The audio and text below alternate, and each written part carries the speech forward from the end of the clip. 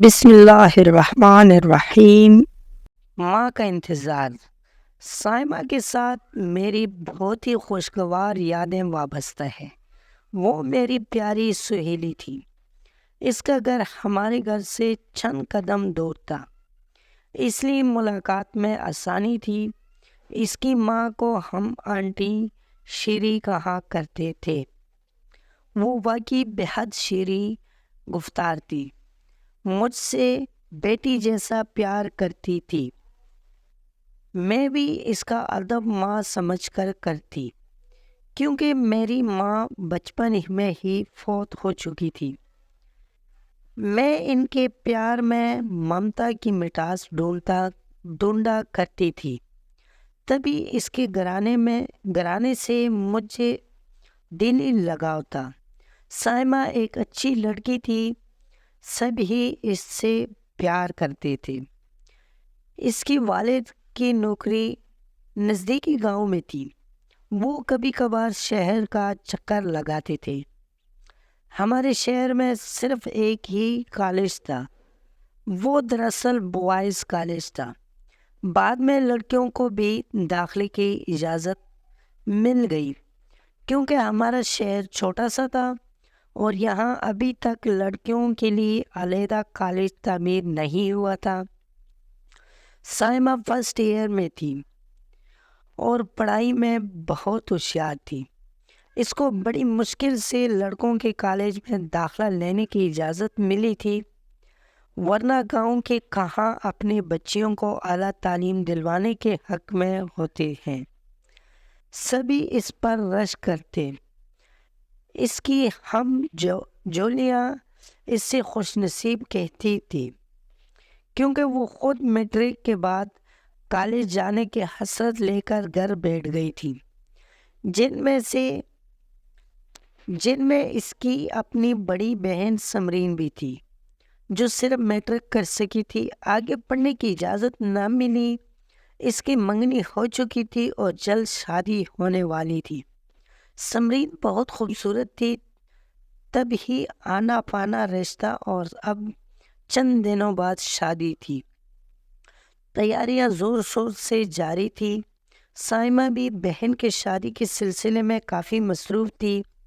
وہ 2 دن رہ گئے تھے تو وہ ہمارے گھر شادی کارڈ دینے آئی۔ آنٹی شری ساتھ آئی تھی۔ کہنے لگی کہ ہم تمہیں لینے آئے ہیں۔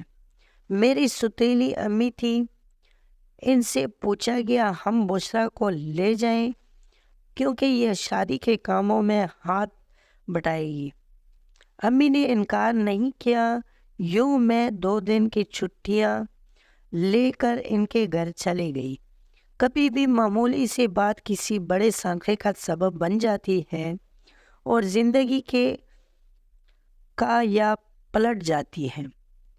اس دن کافی مہمان آئے ہوئے تھے، کیونکہ شام کو بارات آنے والی تھی۔ ہم سب کام میں مصروف تھے، سر کو جانے کی فرصت نہ تھی۔ اگلے روز وقت مقرر پر بارات آ گئی اور ہم لڑکیاں باراتیوں کو دیکھنے چھت پر پہنچ گئے۔ میں بھی شوق دیدار میں گئی۔ بارات میں آئے ایک لڑکے پر نظر ٹھہر گئی۔ یہ خودبرو نوجوان تھا اور اس کا نام بدر منیر تھا۔ سائمہ کا کزن تھا۔ وہ آگے آگے تھا۔ میری نگاہیں بار بار اس کی طرف اٹھتی تھی۔ اس نے بھی اس بات کو محسوس کر لیا اور اب وقفے سے اس کی نظریں بھی مجھے تلاش کرنے لگی۔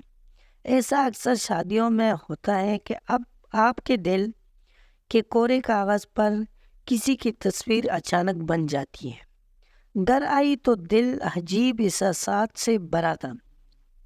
بار بار رہ کر منیر کی صورت نگاہوں میں پھرتی تھی۔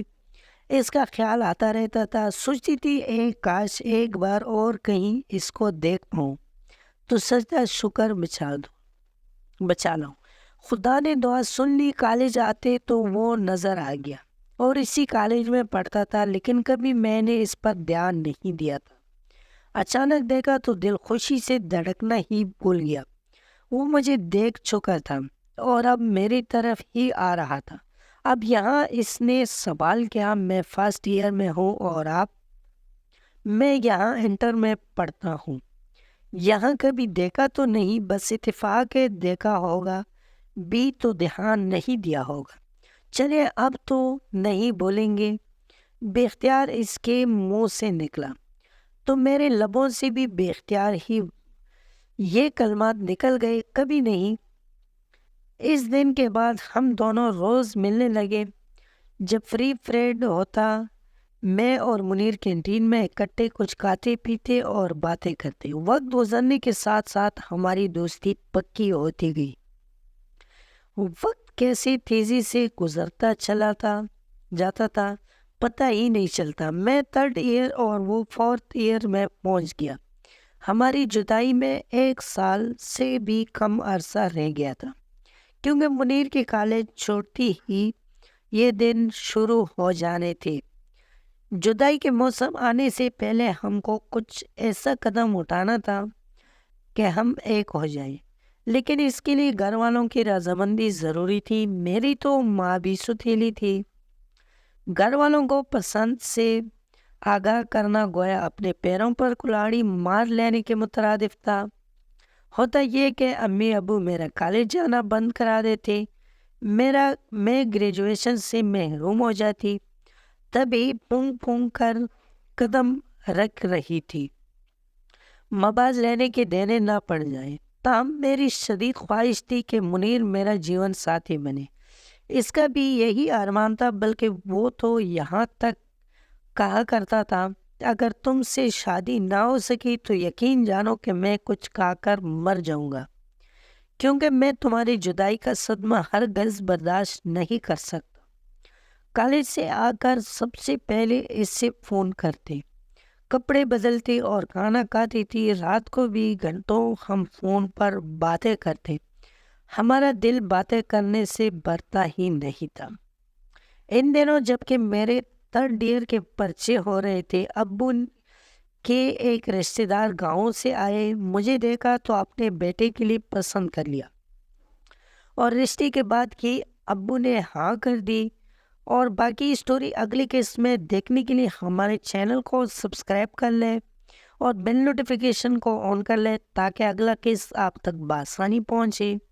امید ہے کہ آپ لوگوں کو یہ اسٹوری کا قسط پسند آیا ہوگا۔ اگر پسند آیا تو ویڈیو کو لائک کر لیں، کمنٹ میں اپنے رائے کا اظہار ضرور کر لینا۔ اگلے قسط میں پھر انشاءاللہ ملاقات ہوگی، تب تک کے لیے اللہ حافظ۔